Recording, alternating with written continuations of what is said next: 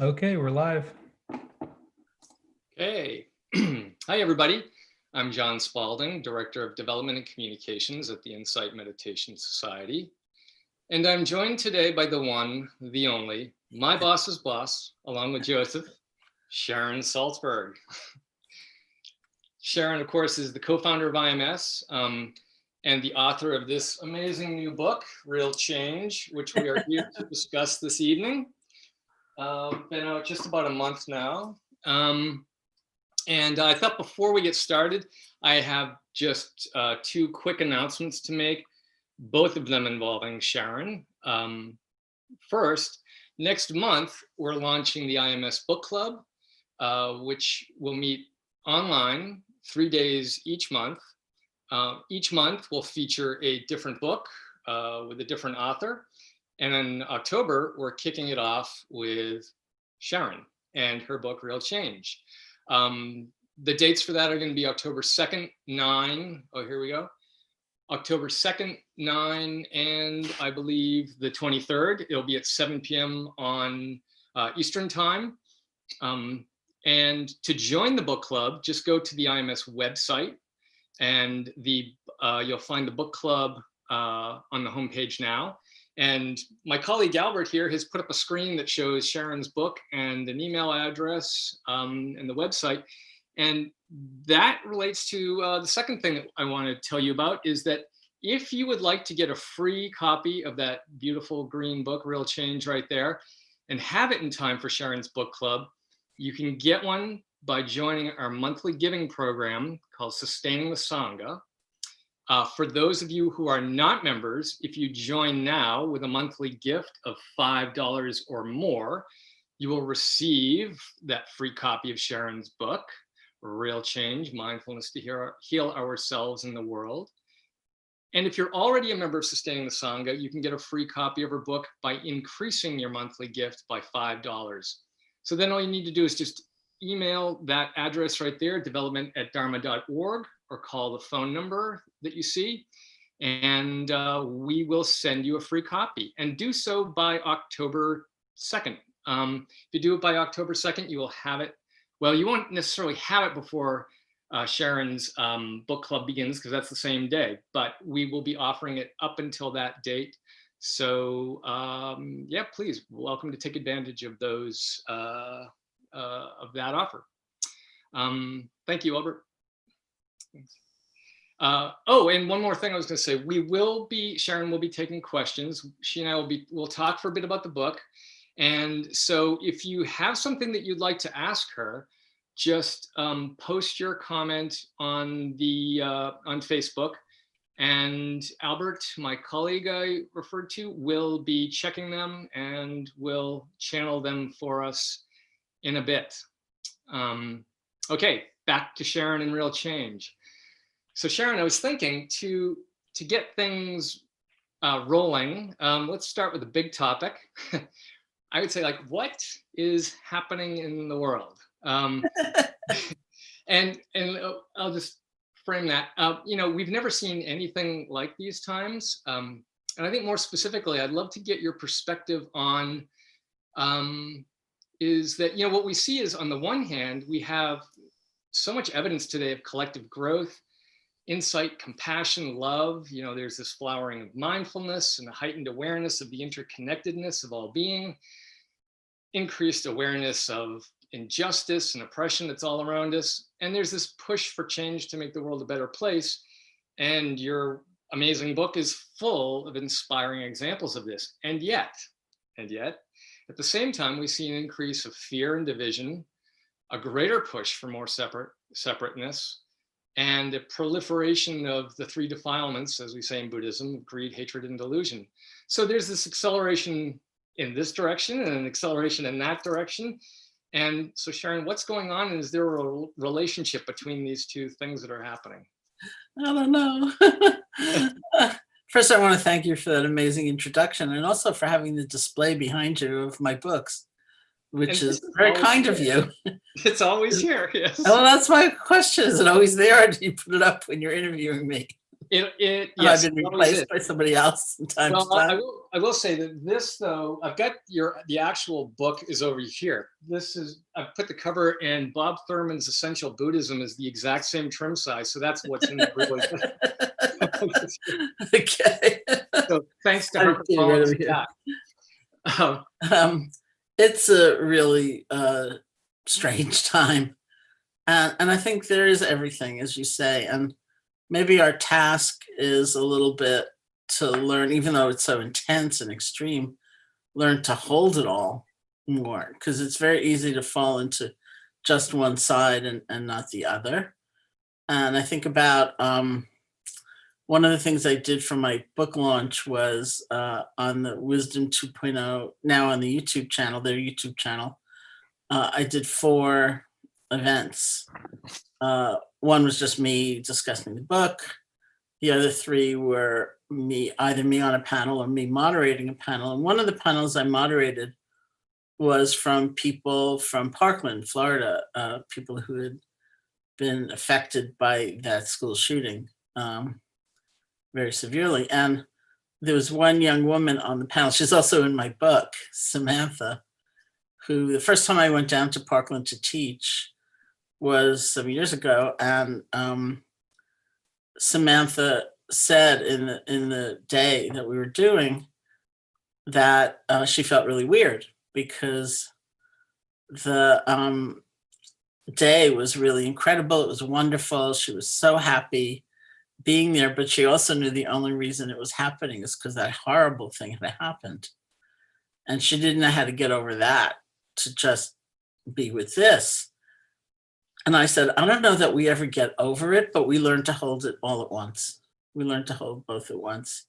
So when I did the panel the other day, I said to her, do you remember that exchange? And she said, not only do I remember it, I think of it every single day. And I told her that within Buddhism, that's called equanimity, which doesn't mean something flat and uncaring, but it is that kind of immense spaciousness to be able to hold it all. And I think that's what we're called to do. If we only look at the incredible conflict and pain and hatred and fear that's going on, then we will despair. We'll just give up. But if we only look at, the sense of possibility and growth and, all the light stuff, then we'll be completely ungrounded and just sort of floating somewhere. So we need to be able to encompass both.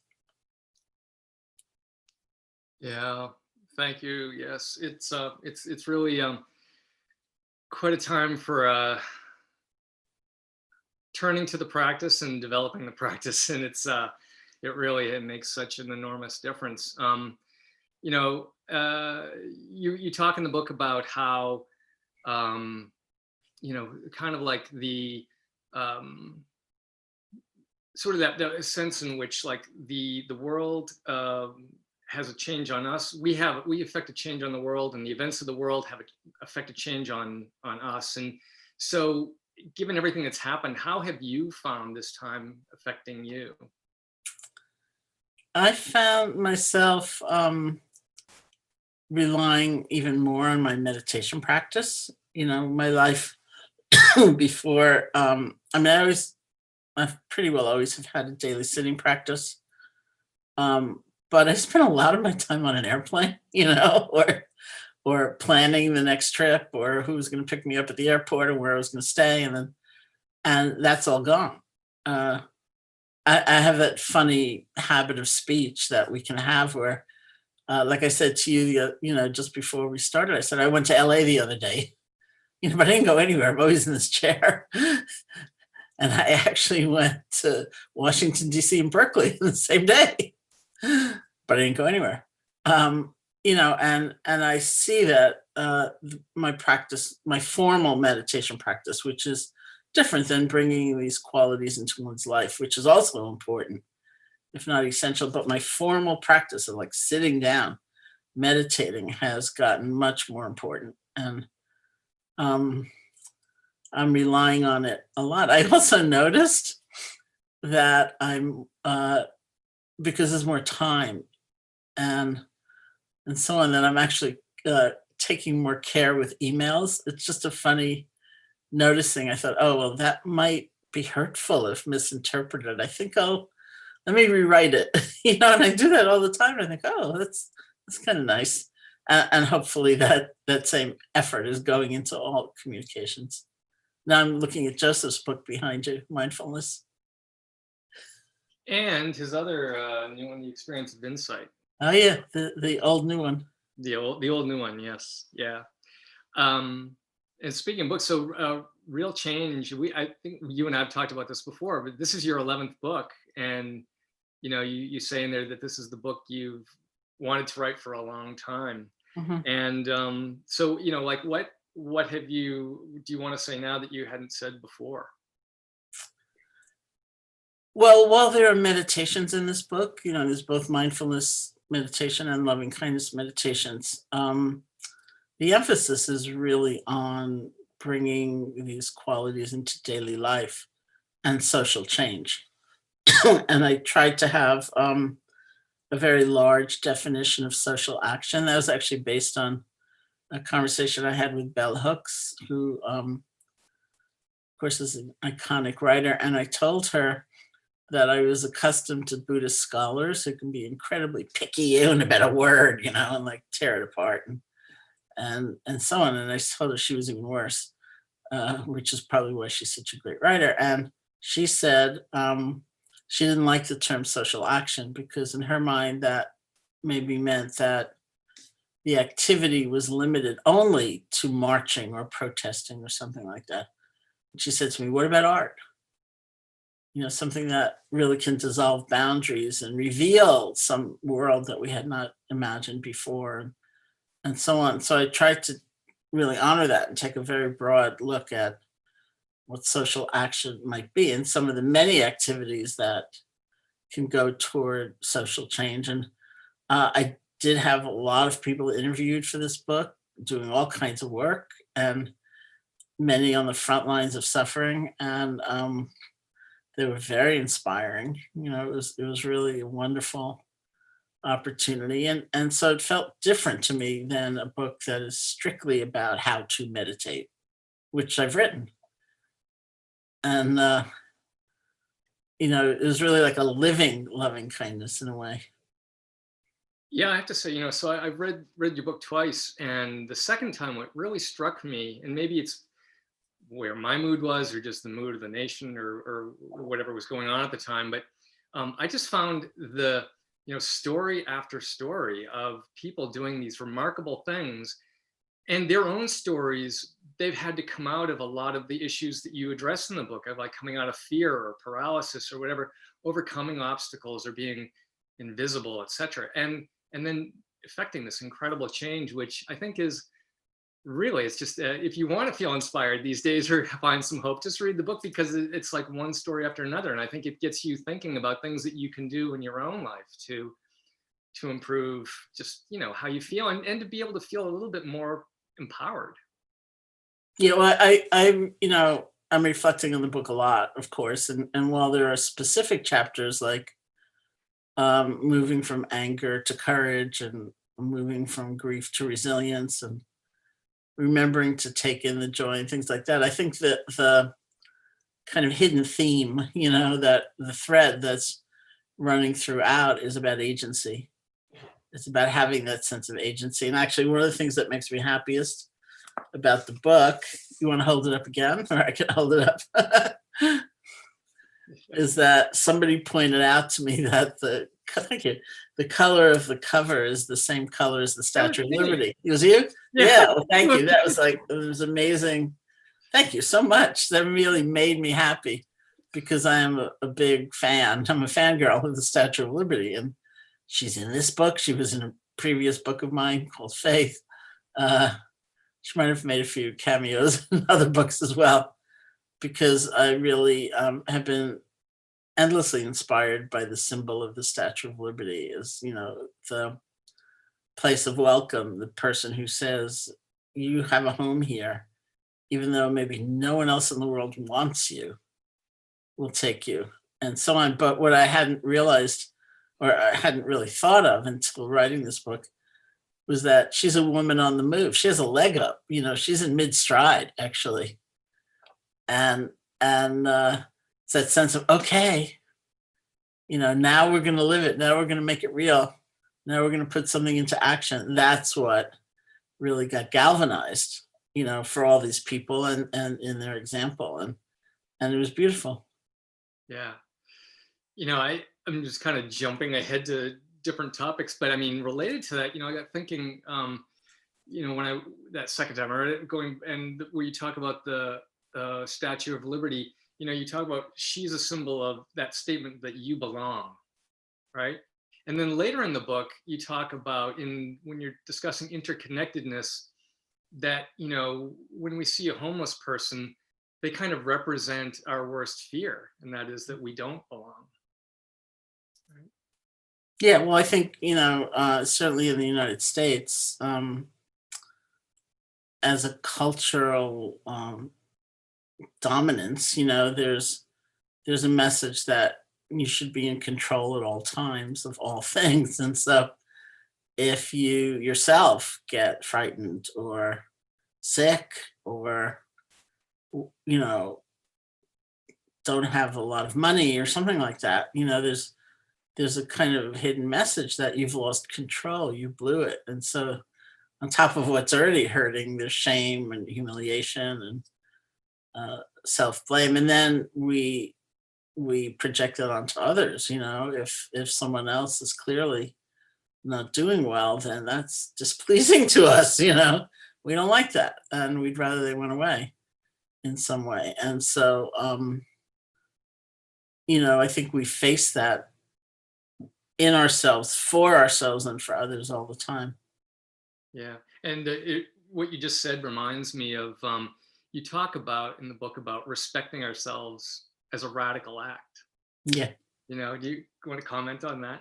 Yeah, well, I think it, it really is. And like I one of the people who appears early in the book is this woman, Chantal, who's one of the leaders of the striking fast food movement in New York City, which was a group of people making intolerably low amount of money, working very hard and having nothing. And many times living in homeless shelters because they couldn't afford rent in New York City and so on.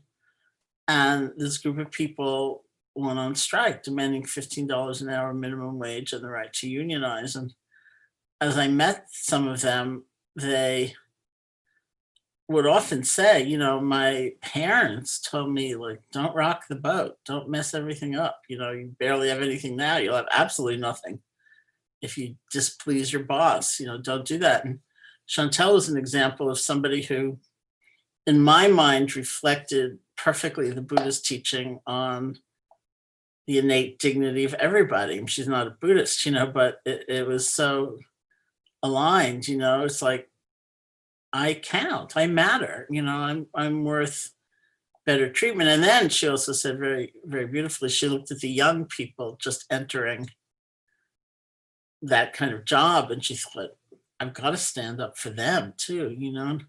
I realized that in at the heart of every movement that demands respect is that statement, I'm worth something. Mm. Yeah, and you also talk about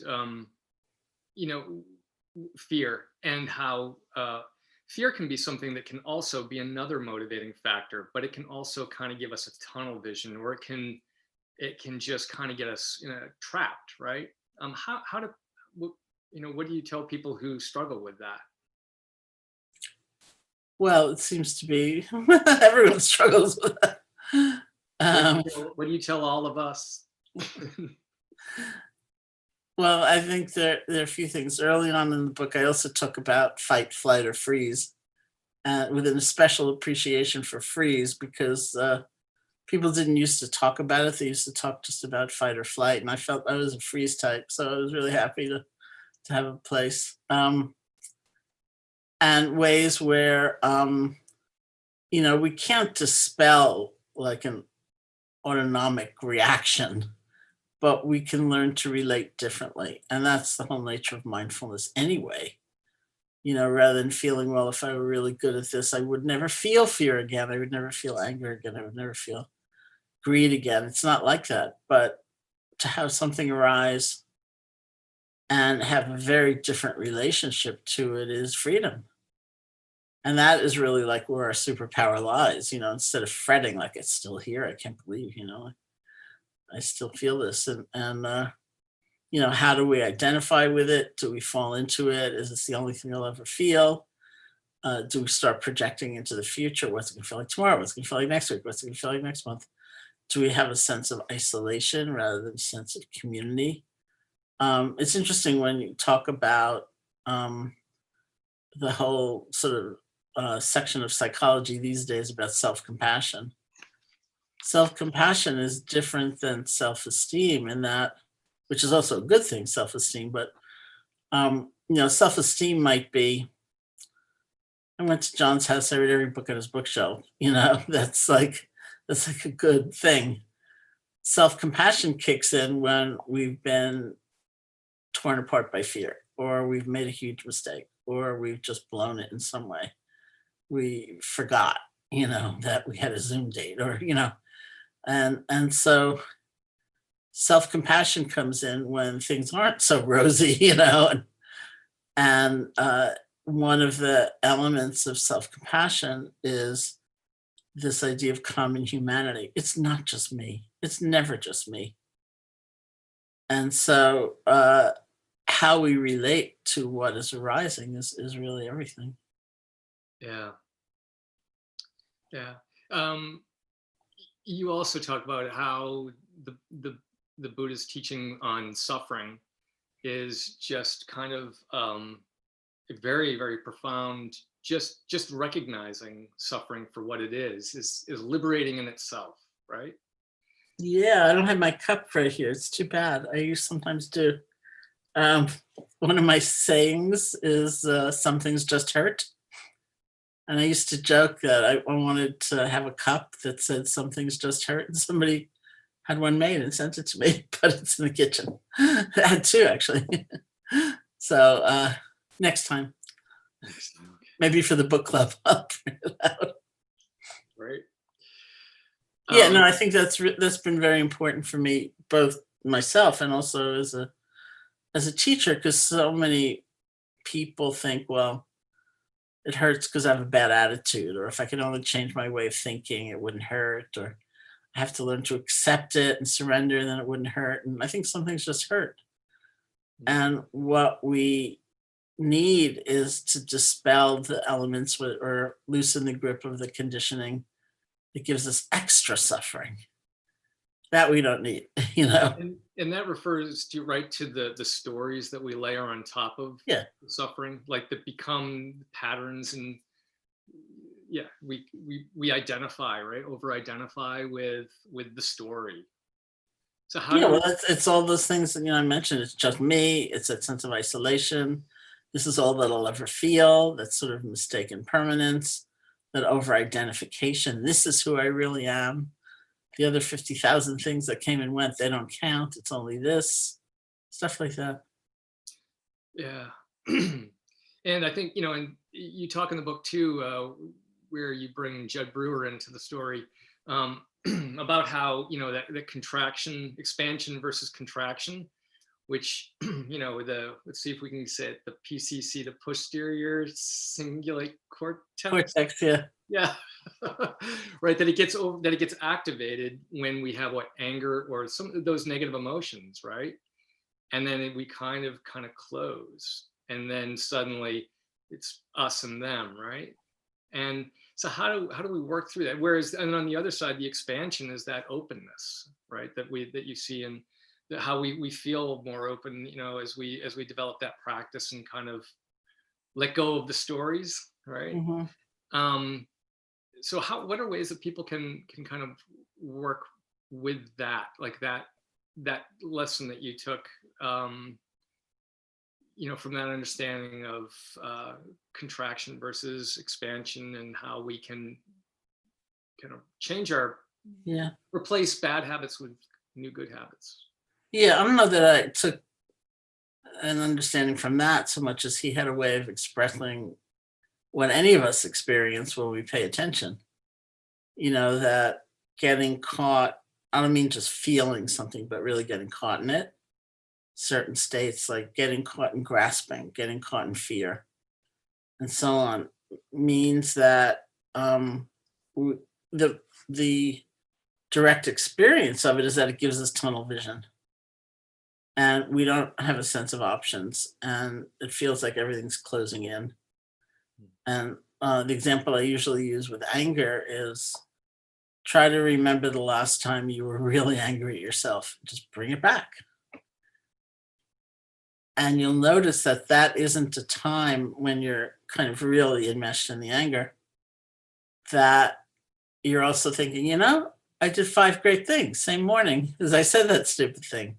Those 5 great things are gone, because that's the way anger functions. And again, I don't mean to say we should judge what we're feeling, because we feel what we feel. That's my other big saying. I need a cup that says that.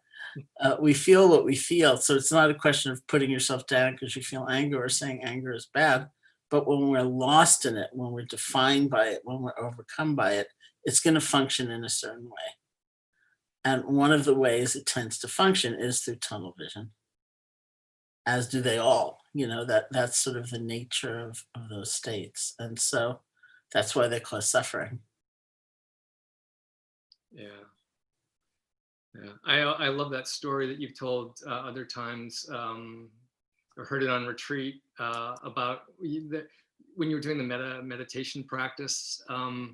For a week, you were up at Barry, right there, right next door at IMS. And go ahead, you tell it. You know what I'm talking about. Yeah, it was the first week we were in the building in 1976, and I was, if you mean that story, Yeah, where you dropped something. Yeah. So I had learned that such a thing as loving kindness practice existed when I first began practice, which was in 1971. But I never really had a chance to do it in a structured way with a teacher. So when we moved into the building at the beginning of the Insight Meditation Society, we didn't have any programming scheduled for months. So I thought, okay, I've got a month. By that time, I knew how loving kindness practice was done. So I don't have a teacher, but I'll just do it. And what I had learned, the way it was done, is that you repeat certain phrases as an offering, as a kind of gift giving. And there are different recipients along the way, starting with yourself, because classically you were the first recipient of your own loving kindness. So I spent the first week just doing loving kindness practice for myself, and I felt absolutely nothing. It was like a completely dreary week. And then something happened to one of our friends in Boston. So several of us had to suddenly leave the retreat. So I was getting ready to go in one of those bathrooms upstairs when I dropped this big jar of something, which just went down on the tile floor and shattered, and the stuff went everywhere. And I can remember the first thought that came up in my mind was, you are really a klutz, but I love you. And I thought, look at that.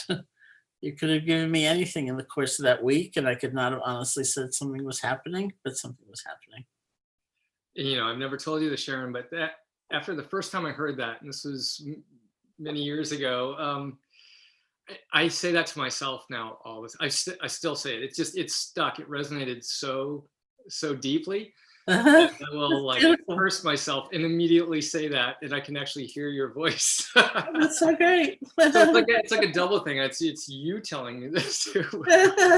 Oh, that's so beautiful. Yeah. I think another great tool, and I know the book is also a lot about positive emotions, and we're kind of focusing on the negative, but people are dealing with the negative. We'll move to cultivating the more positive, I suppose, in a second. But I think another thing that would be helpful to maybe talk about would be how to kind of pace yourself in dealing with these strong emotions, right? You don't take it all on at once. Is that how Yeah. do you do that? I mean, one of the words I'm very, very fond of these days is rest. Like in even the kind of classical instruction is rest your attention on the feeling of the breath. Just rest, because I think we need that. And people seem so exhausted in general. Not everybody, of course, but um, and remembering we do have to pace ourselves. The point isn't to get overcome by suffering and debilitated and kind of damaged, but to have enough presence or equanimity and loving kindness to be able to hold many things, that feel differently. And when I tell the story also in the book, as I'm sure you've heard me tell, when I was in the hospital about a year and a half ago, um, and getting up for the first time to walk, I was using a walker, and I was walking up and down the hospital corridors as one does, and I had a physical therapist with me, and she said to me at one point, "It's not a race, You're going to get further if you just take some breaks now and then. You'll actually be able to go further." And so that also became one of my mantras. It's not a race, And my friend Lily in California just sent me a photo of a car with like a license plate thing that said, it's not a license plate, but a sticker thing that said, "It's not a race." And she said, "I found your new car." So yeah, I mean, it's being realistic about things. Um, and sometimes that doesn't sound that glamorous, but it's very important. Yeah, well, the alternative, I guess, is, or one of them is burnout, right? Which is, a lot of us have felt that too, and especially people who are doing, some of the kind of front lines care work, and you do a lot of work with them. And what kinds of things do you recommend to people who are giving care and are feeling burnout? Well, it's a question of balance, and having some compassion for oneself as well, which is not that easy, and realizing you haven't failed, and that's not a sign of your weakness. That's a sign of your awareness. And um, understanding that, I mean, when we talk about compassion, we always talk about equanimity as well. And in that context, it means understanding one has limits, that you're not in control of the universe, that as much as you would like to be, as much as I would like to be, I think I would clear it up very quickly, but it's not the case. And so we do what we do, and we try to be of help, and we have to have the wisdom to see it's not all going to happen on my timetable. It's not my fault, that I can't just eradicate suffering like that. And that so much of what we do is really just like planting seeds. It's being with somebody and seeing what emerges. And so we want that wisdom, which manifests as equanimity. Equanimity is like the voice of wisdom. We want that in every compassionate act that we do. And, it's going to imply balance and limits and things like that. Yeah, yeah. And I think too, another thing is that people often, times like this, begin to feel quite isolated and helpless, and like that the problems that we're facing are just too great, and that just kind of feeds the helplessness. But I think you do a really wonderful job in this book of showing that small things matter, and small things also empower us to do more, right? Yeah, small things do matter. And I think it's um, at the core of many very difficult feelings that can be very magnetizing, um, like anger and so on. Often we will find a kernel of feeling helpless. And if we can be mindful enough to get to that level, then we can channel the energy and do something. And it's just very important to do it, even if it seems very small, even if it seems unimportant, like it's not going to resolve, this terrible crisis. Still, it's very, very important to do. And um, and I think if we pay attention to what it feels like in the doing, we see that it really, not only does it connect us to someone else, even if they're not in front of us, even if it's sending loving kindness, as an action, but it connects us to something inside of ourselves that's actually whole and intact and capable of giving. Even if it's brief, it doesn't matter, because everything is brief. That's why we practice letting go and beginning again. And I think it's very, very important. And I've often said to people in this situation that we're in, is there anyone you can help? Is there anyone you can reach out to and just do one small thing? And it is often not a small thing to them. It's maybe small in the big picture, but for the person you do that for, it can turn things around for them. Yeah, no, it's true. Yeah. Let's see, Albert. Why don't we bring Albert in here and see if he's got some questions for us? I've got a list of them, but enough of me. Hello, Albert. There's Albert. Hi, Sharon. Hi, John. Well, I think it might be useful to give people maybe a couple minutes to type questions, just so, yeah. So, yeah, just invite folks to write their questions into the chat box on whether you're streaming on Facebook or YouTube, and then I'll share them with John and Sharon. Yeah.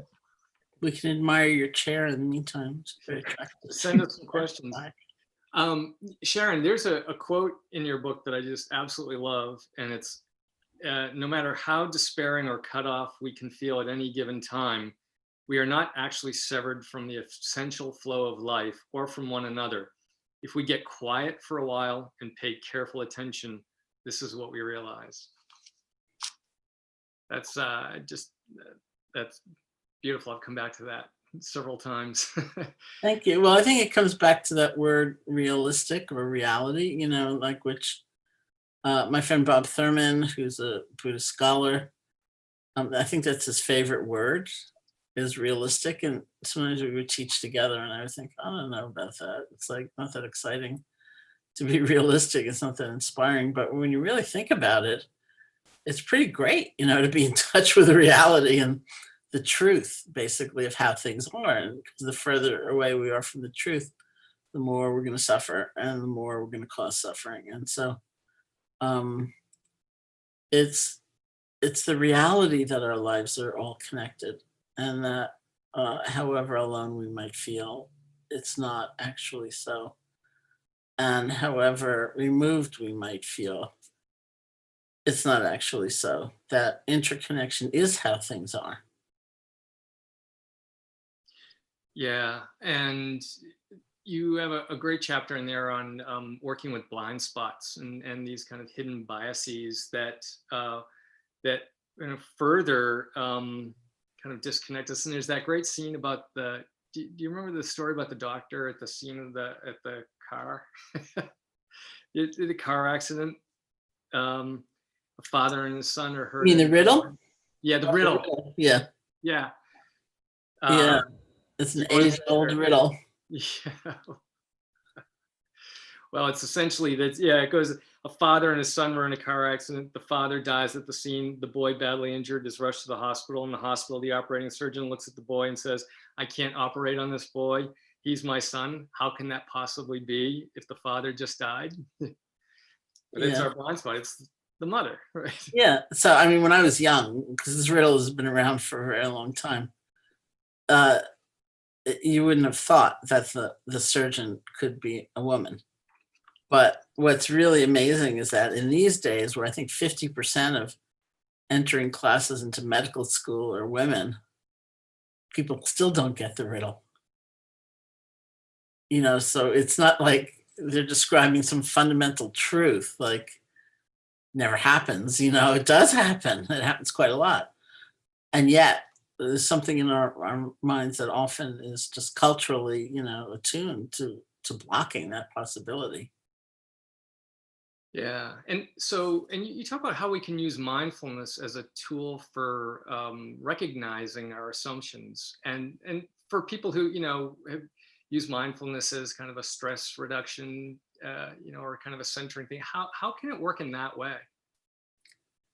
Well, if you're doing it, it works, so whatever you're your motivation is. I mean, you may not have a full appreciation of everything it might provide, but this is how it functions, because it's not just relaxing or reducing stress, it's also revealing. And that's the basis of the insight. Um, so one of the things I've often described is myself looking at my own fear as one example, where one of the insights I had from sitting and being mindful of the fear. And first thing I should say is that in practicing mindfulness of a strong feeling, we actually pivot our attention away from the circumstance or the story or the situation that provoked it to the feeling itself, which we never do. You know, if, say, we're full of desire for a new car, we're consumed with, should I get that feature or that feature or that kind of upholstery or whatever. We don't turn around and look at what it feels like to want something really badly. But this is what we do in mindfulness. And so I was doing that very thing with fear. And one of the things I saw was that, unlike the world's pronouncement, which is also true, of course, that we're afraid of the unknown, I'm really afraid when I think I do know, and it's going to be really bad. And it's all the stories I tell myself, but I think, that's when I get going. And even in the midst of that, if I remind myself, you know what, you don't know, then there's space. And then I feel much more at ease. So it's the development of insight that is really, in Asia, certainly, it's the key benefit of mindfulness, not just enjoying our cup of teamwork because we're actually tasting it, which is also a good thing. It's a very good thing. And so some of what gets revealed are our assumptions and our stories, and we take a look at somebody and we have a thought about them. And, you know, because the whole idea of implicit or unconscious bias is that it's unconscious and it can become conscious. And that's not to say all of our assumptions are wrong, but at least we have enough space to ask ourselves, where did that come from? Or am I sure? Or is that true? Or, you know, we can check it out. Yeah. I heard you on a podcast maybe last month, and you were talking about, let's see, just about how, well, you were talking with, I can't remember the name of the person, but they figure into your book, and talking about like some of the great social activists, a lot of what they talked about, like Martin Luther King, they were talking about mindfulness. Right. Well, it's certainly talking about loving kindness, you know. And how so, for those who might not make that connection? Well, I mean, you know, if you read, say, the sermons or the speeches of Martin Luther King Jr., and not only are they prophetic in the sense of talking about income inequality or something like that, but they're about love. They're about the salvation of the oppressor in a way. And just as if you read Nelson Mandela, it's the same thing. And I was always inspired. I was a little young during the civil rights movement to be actually marching or something like that. But I remember, because I was in college, I went to college when I was 16, and there were people in my classes who would go march in different places, and I remember watching those videos of like the freedom riders, you know, bowing down in prayer before they would go like get beaten, you know. And I think, where does that come from? You know, that kind of courage, and it's some connection to something bigger. And that movement was that, you know, that's what it was really about. And I think some great movements really are. Yeah, and I think that connects back to something you just talked about earlier in the book, which is that broadened perspective that you were just referring to. It's like this way of working through our anger, right? Through discernment and compassion, but more so needing to cultivate of that bigger view that can take us outside. How do we cultivate that? Like that we can actively cultivate a broadened perspective? Well, I think you know, part of it is learning how not to get stuck in just one perspective. which we see. It's like there's a kind of flexibility of consciousness that I think also happens with mindfulness, where you can look at things from different angles, or you realize when you're stuck and you can release the grip of something like that. And I think the real answer, the fundamental answer, is we can connect to something bigger because we have connected to it.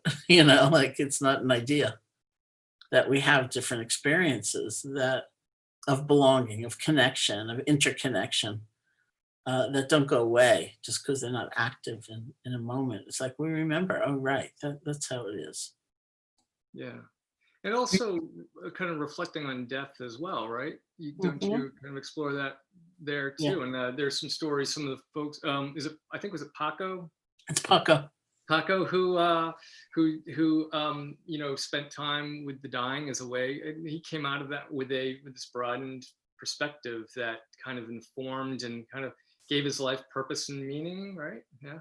Yeah, and I think many people have said to me at different times that working with the dying, well, you don't get the result you really want, which is that they're going to get out of bed and say, I think I'll do a retreat or something, like, and so you really come to a place where your presence is the path, and you have to let go of that desired outcome because it's certainly not going to help them.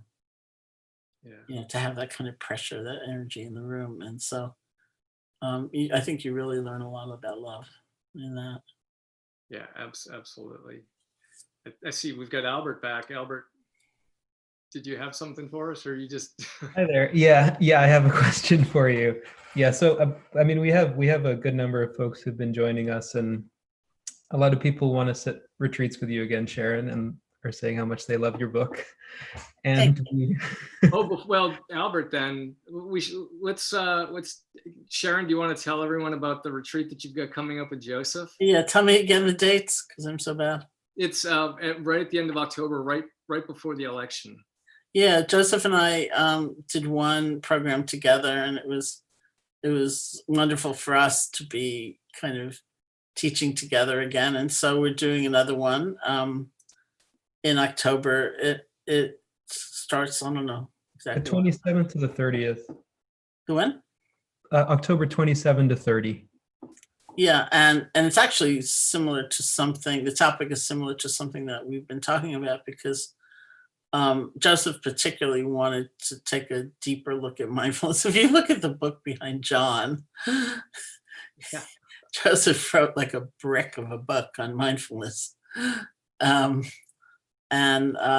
So much of how mindfulness is presented, and it's good in this country, is about inhabiting our lives more fully, really enjoying that cup of tea because we're actually drinking it mindfully, not multitasking and things like that. And it's not to put that down in any way, but the classical way mindfulness is said to be designed is to provide insight or wisdom. So we don't just more fully inhabit our lives, we really understand our lives. What makes us happy? What causes us suffering? How alone are we really? Look at interconnection, things like that. And so Joseph particularly wanted to design the course, the retreat, to emphasize those things. So I'm really looking forward to it. Yeah, and that's called Mindfulness, the Gateway to Insight. Like Albert said, October 27 to 30. And back to you, Albert. You had a question for us, I think, or for Sharon. Yes, I have a question for Sharon. So this is a question from Heather. And so Heather's question, so she says she's looking forward to reading your book. And so just quoting Heather, I wanted to ask if you have any recommendations for me. My mom recently passed away unexpectedly, and I haven't been able to meditate since. I feel nervous and scared for some reason when I consider meditation now. To clarify, I've maintained a practice for a few years consistently. This challenge is new for me, and I've never encountered anything like this. Yeah, well, my mind goes in a couple of different directions. One is, I don't think you need to meditate formally,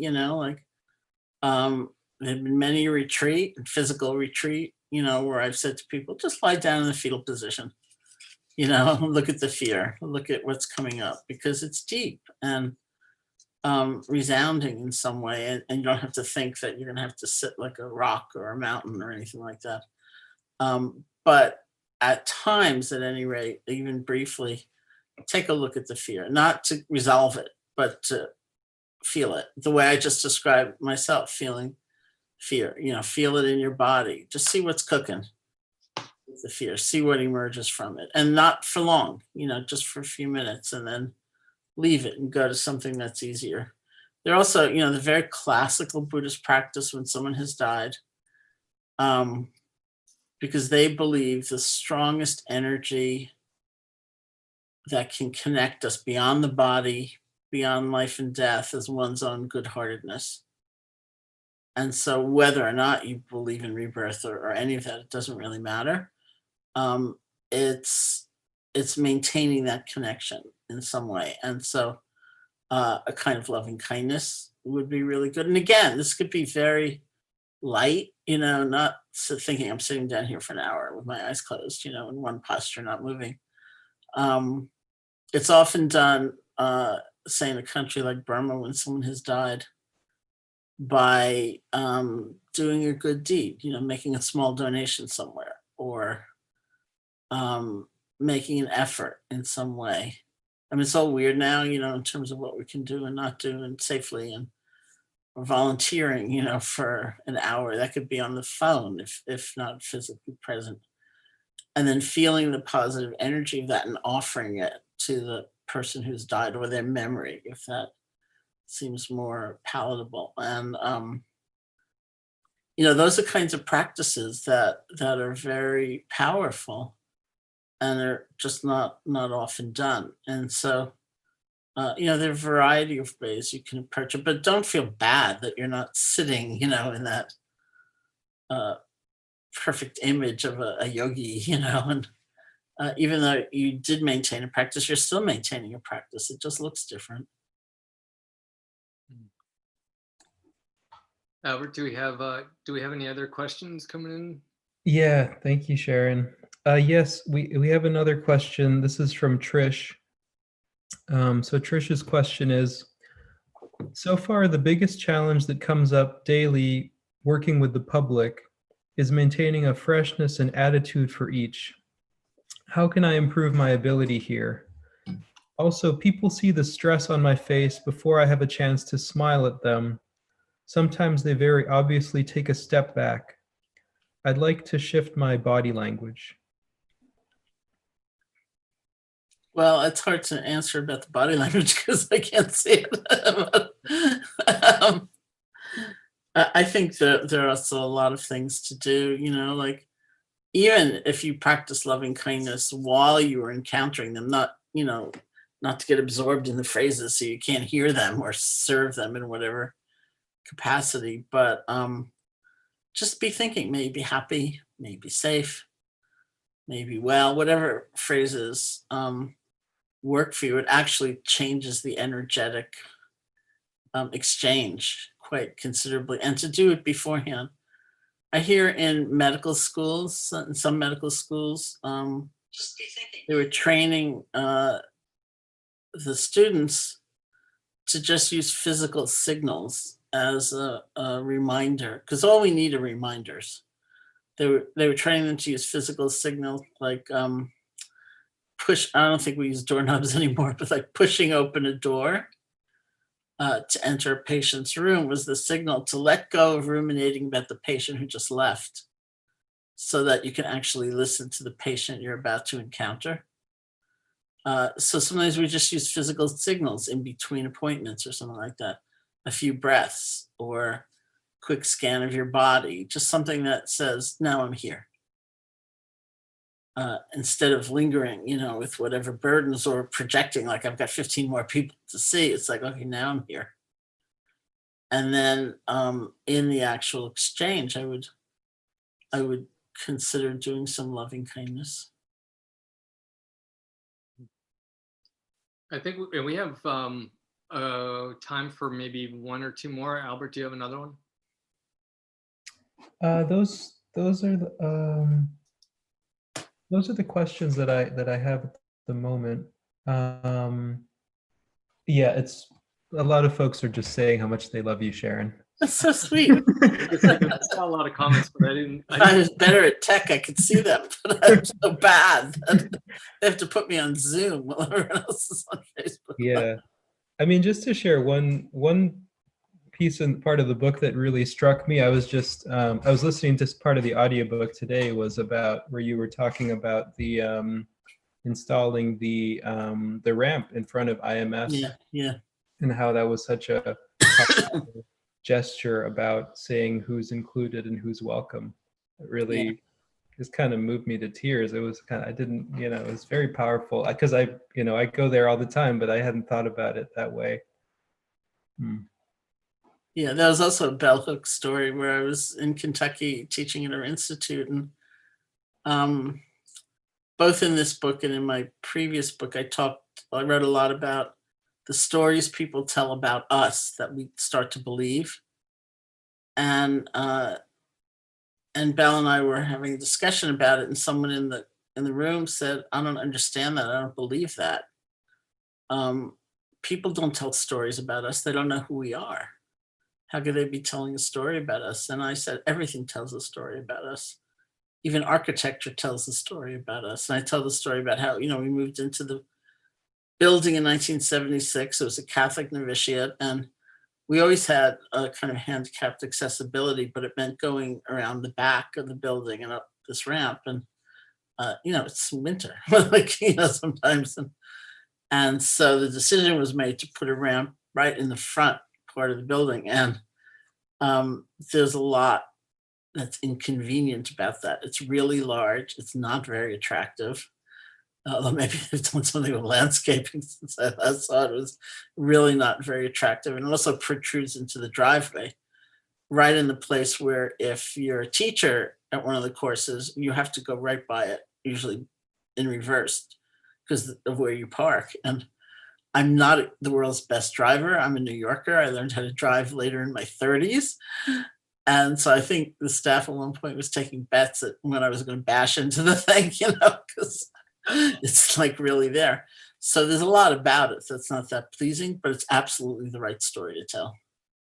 And so it was totally the right decision to make. So someday, hopefully, we'll be back at the physical IMS, and we'll get to watch me drive. Try to navigate that driveway.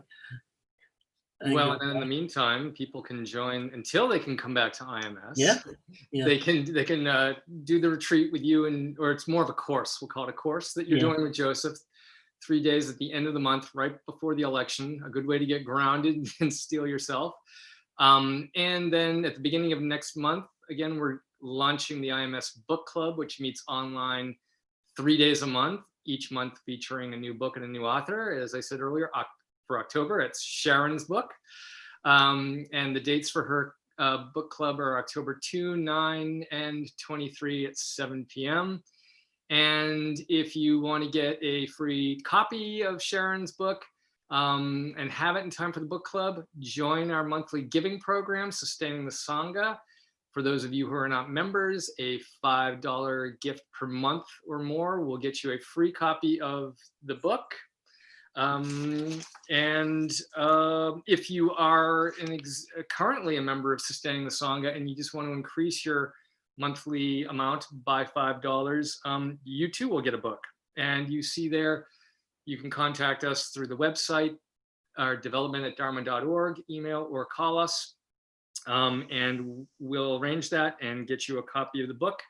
And then you can join Sharon. Sharon will be at all 3 of her book club events next month, and we will be digging much deeper into real change and providing everyone more opportunities to ask Sharon questions.